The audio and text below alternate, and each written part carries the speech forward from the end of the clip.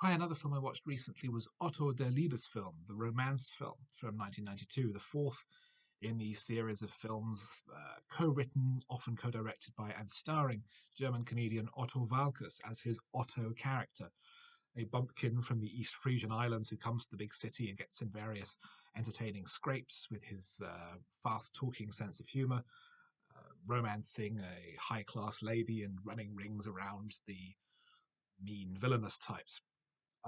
I reviewed earlier films on this channel. I watched the first two films when I was living in Germany in the 1980s. I've since watched the third film, Otto der Außerfriesische, the Outer Frisian, pun on the title for ET, and enjoyed it.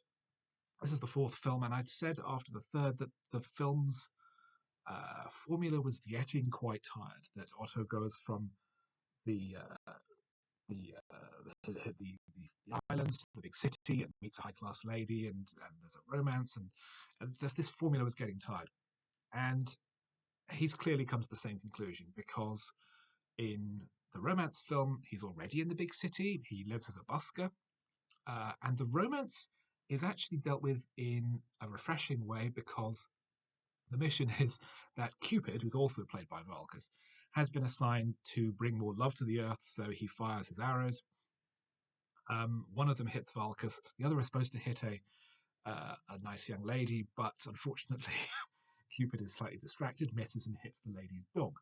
So then he has to get the lady to be hit by his arrow, and eventually, a third of the way through the film, they are both hit by Cupid's arrows and fall in love. And that's nominally the end of the story. And then what progresses from there is the obstacles to their relationship as they form a unified front. So that was, I think, rather different. And keeping away from the idea of the bumpkin coming to the city, he lives in the city. He's sort of he's a city person in this version. So now we have the love interest character is dependent on a celebrity doctor to help her father because while he was away in the merchant navy, he picked up something in the Far East that makes his nose extremely large and glow red when he gets angry. So he's got to keep the doctor at arm's length, but also treating her father.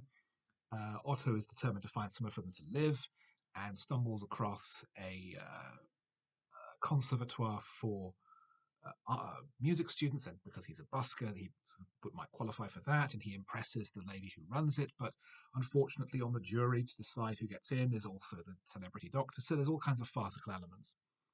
I found the plot harder to follow than the previous films, particularly the first two because I know them so well. But there was a lot happening, and it was very, very heavily dialogue based, and a lot of the dialogue is using a lot of slang that I'm not familiar with, even with the subtitles on, which doesn't help a great deal, but also is reference humour to things that were very current in Germany in the early 90s. And as they never translated internationally, and they happened after I lived there, it means that there's a lot that I'm not picking up. The plot is entirely coherent and easy to follow for someone who has decent German. It's not really suitable for someone who doesn't speak German because there is no English language version of this film anywhere. As far as I can tell, the Otto films have never been translated to English, and the version I was watching is the German Blu-ray that includes German subtitles for the hard of hearing and for the hard of listening, but nothing to help those who don't actually speak the language.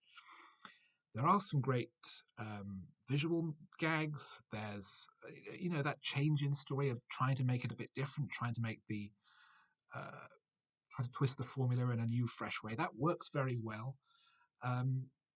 Overall, I'd say though that it's less enjoyable than the previous three films, and it did show that Waalkes' box office clout in Germany was starting to fade. The first two films had been giant successes. Even today, they are two of the 10 highest grossing films ever released in Germany. I think, regardless of place of origin, the original film is still Germany's highest grossing homegrown hit after 40 years.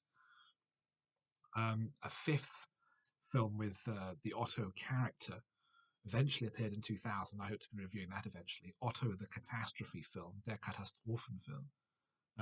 So we'll see what twist he puts on the formula this time. As far as I can tell, quite a strong one. But hopefully a bit of a bounce back after the underwhelming fourth installment.